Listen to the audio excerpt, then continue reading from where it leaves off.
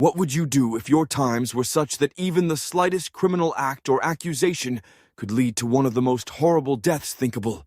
The Catherine wheel is an instrument of horror that spread fear across medieval Europe as a symbol of excruciating pain and public spectacle. But how infamous did it get? And what does it say about a society that is using such extreme punishment? Stay tuned as we go deep into the cold history of the Catherine wheel, finding its origin, how it was applied, and the psychological aftermath of its ruthlessness for those who had to witness it.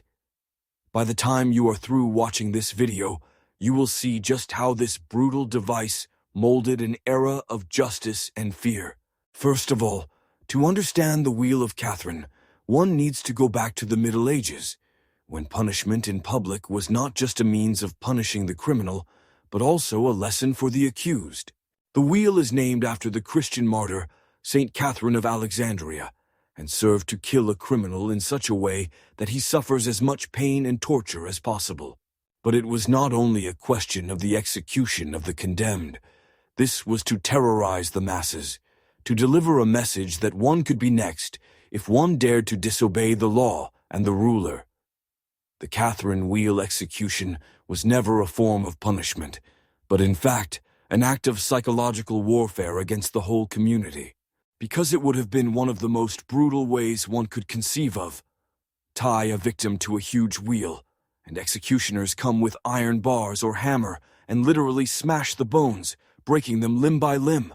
The body contorts and twists around the wheel, usually leaving a person alive for hours, sometimes days, in agonies that cannot be imagined until death finally came.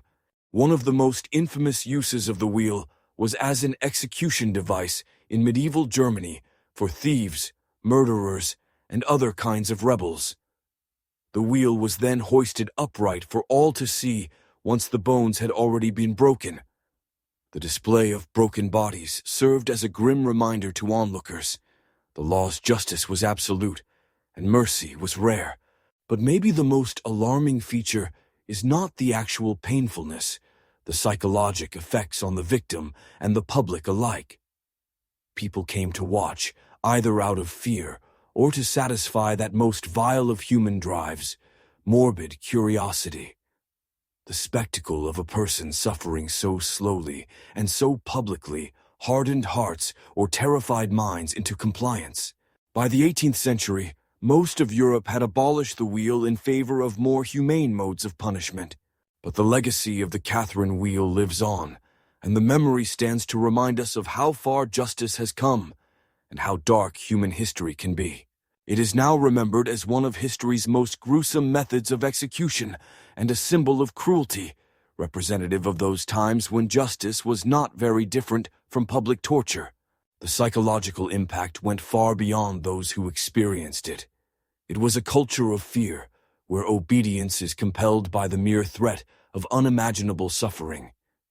It wasn't just bones that were broken, spirits crushed, too. Now imagine the number of those who in these times lived in fear, realizing that one wrong move would bring them to such a fate. For so many, the Catherine wheel was a reminder of the fearsome power of a state, and how often ancient justice had little to do with fairness. This makes us ask how fear shapes society, and how it is possible to avoid repeating the darkest moments of history. Catherine's wheel reminds us of how far we have come, and yet the much more over which we must still strive and work.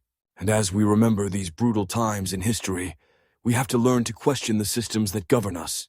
We can now choose fair justice, humane justice, and compassionate justice. Let us at least make certain that future generations look back upon us and behold a world where justice was done with dignity and not cruelty. Thank you for watching. If this video was informative for you, then please like, subscribe, and continue watching us for more deep dives into the past, because that's how we learn from history to be able to build a better future.